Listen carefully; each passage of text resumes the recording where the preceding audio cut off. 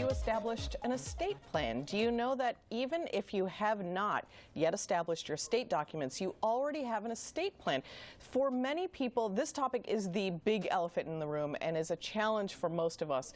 But if you own assets, regardless of how much you have an estate plan and you need to plan for it. Egan Berger and Weiner LLC financial advisor Carmen Wu is here to explain exactly how we can plan for our estates. Welcome back, Carmen. Well, thank you for having me. Well, this seems like something that, the Trumps only need to talk about, but everybody needs an estate plan, but we don't talk about it because it's emotional. Why is it so emotional? Well, estate planning, as you know, most of us have a difficulty in actually addressing it because it deals with passing your assets when you die. Right. So, as a financial planner, I know the importance of it. So estate planning is part of my financial process. And I have found that if I break down the estate planning process, that elephant in the room is much more easily discussed. Okay. So, when you are looking at estate planning, basically you hire an attorney and you try to establish, this is the beginning of it,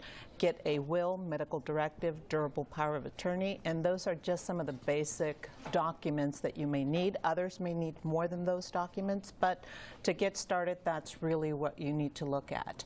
Now, the viewers need to keep this in mind that I am not giving specific legal or tax advice.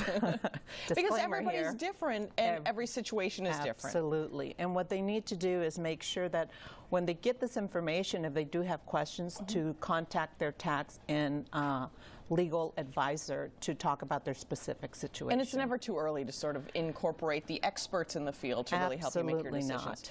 So you talked about sort of the basics, but what is the best way to actually start this and educate yourself on how to create that plan? Because I sort of feel like it's one of those things where you don't know what you don't know. So how do you start educating yourself? Absolutely. And the one thing that you need to start with is, first of all, get a picture of your financial situation. What is it that you have, right? And you start with actually making a list of all the assets that you own and everything that you owe. And it's really that simple to try to get an idea of what your estate looks like. Once you have that picture in mind, it actually is also helpful because you start creating a benchmark from which you can actually measure your financial progress on an annual basis. And so you see how your assets are growing every single year. That's where you start. Once you have an idea of that and you actually you should get a financial plan. You take that over to an attorney and they will be able to assist you and direct you in terms of what documents you need to establish. Should this really be an annual thing that we go through? This is an assessment that once we create the plan, we should assess it every year? A financial plan should be reviewed every single year, yes, because it does give you it's a progress report, if you will. So. Now, how do we plan for the future? Do we plan linearly? Should we look at our end goal first? What do you recommend? Well, again, once you have a picture of what your financial plan looks like. Start with today. Start with today.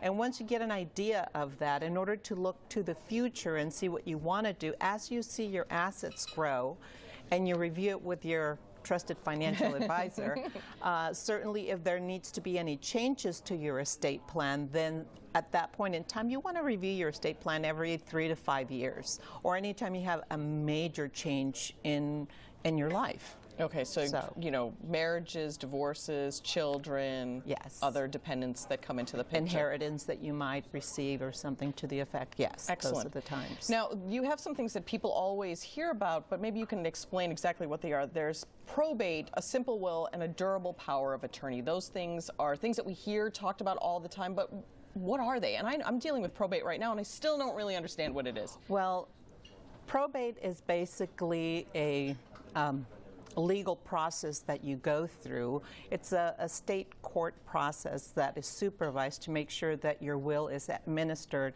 and it's passed on properly, okay? And if you don't have a will, you're actually forfeiting your ability to actually designate who's going to get your assets. Okay. So that's the first thing. So probate.